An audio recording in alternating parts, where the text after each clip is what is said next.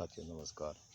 आज बहुत दुख के बाद मैं आपके सामने खड़ा हूँ, क्योंकि जब आदि बना था और उसी दिन से लेकर आज तक आदि का मोटो था आदि for all.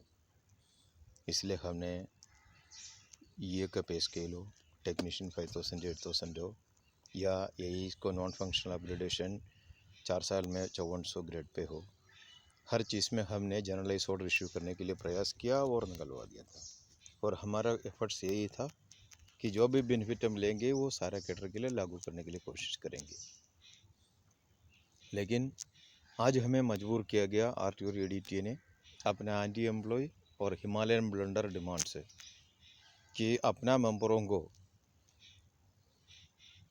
Honourable high court का स्टेटस को ऑर्डर से बाहर लाने के लिए खुद डिमांड किया, जिसके अनुसार आज हमें लेटर देना पड़ा कि हमारा मेंबरों के लिए, आदि के मेंबरों के लिए जो हेल्पर से लेकर यही तक कैडर है, उनके लिए उसी का प्रोटेक्शन लागू रखने के लिए।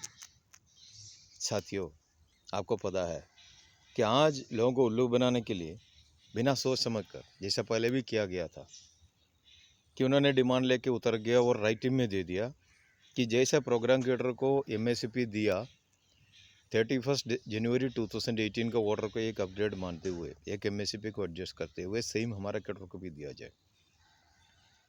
ये जो लेटर देने के टाइम ये दोनों एसोसिएशन ने कभी सोचा भी नहीं था कि इसमें नुकसान कितना है। आपको खुद पता है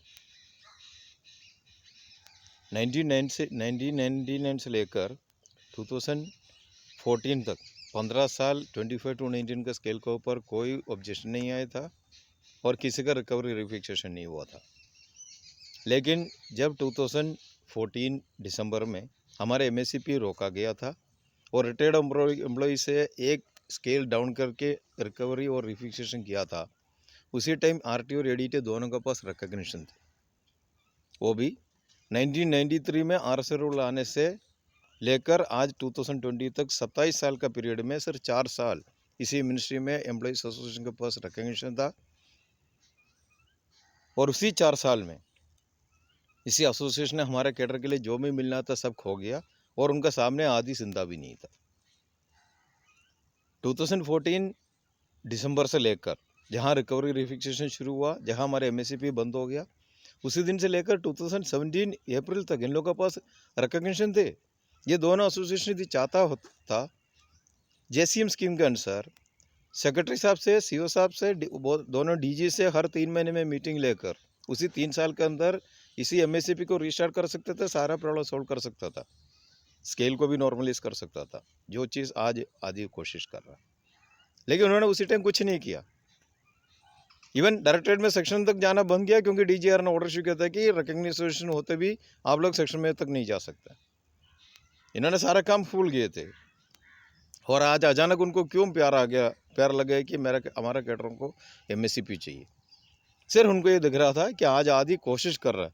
एक साइड में तो ऑनरेबल हाई कोर्ट से स्टे लेकर हमने रिकवरी रिफिक्सेशन रोका हुआ, दूसरा साइड से उसी सेम डिमांड को ऊपर जहां हमने जो डिमांड किया था, ऑब्जेक्शन लिया था, उसी लॉजिक के ऊपर हमने ऑनरेबल मिनिस्टर, रेस्पेक्टेड सेक्रेटरी और बाकी सारे सीनियर ऑफिसर्स को विश्वास में लेते हुए हम कोशिश कर रहे हैं कि इसको आउटसाइड कोर्ट में सेटल करके हमारे कैडरों को बेनिफिट मिल जाए।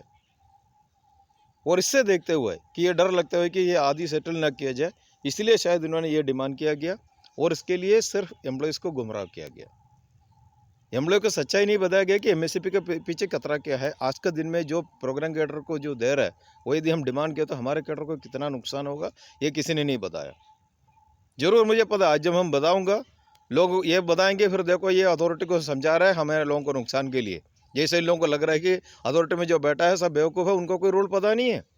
उन लोगों को रूल हमसे ज़्यादा पता है। तब उन्होंने इवन ऑनरेबल सुप्रीम कोर्ट का डिसीजन जो पटना ईसीपी में था, तभी उन्होंने जाकर दूसरा सेक्शन लगा के, लॉजिक लगा के उसको रोका गया। इसलिए जो भी हम करेंगे उससे ज़्यादा तो डिपार्टमेंट को पता है कि वो क्या करना है। इसलिए हमें हर कदम सोच समझ कर रखना चाहिए। साथियों, आज जो प्रोग्राम कैडर को जो बेनिफिट दिया गया है, एक बार आप देख लीजिए, जो ऑर्डर भी इशू हुआ है उसमें जो डायरेक्ट रिक्रूट प्रोग्राम पिक्चर्स के लिए है, जिनका स्केल 6500 हो या अपग्रेडर स्केल 7500 हो, ये दोनों में से भी उनका first promotion assistant director program यानी पुराना असिस्टेंट स्टेशन डायरेक्टर के लिए होता है, जो 8000 से 13500 स्केल था।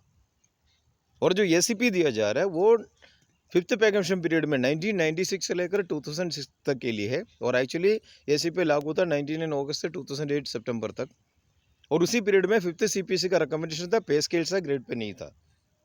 इसलिए उनको जो फर्स्ट एसीपी मिलेगा 8,000 स्केल में मिलेगा, और उसको जब आप सेकंड एमएससीपी का टाइम कन्वर्ट करेंगे एमएससीपी के पीरियड में, it will be converted into 5400 PB3।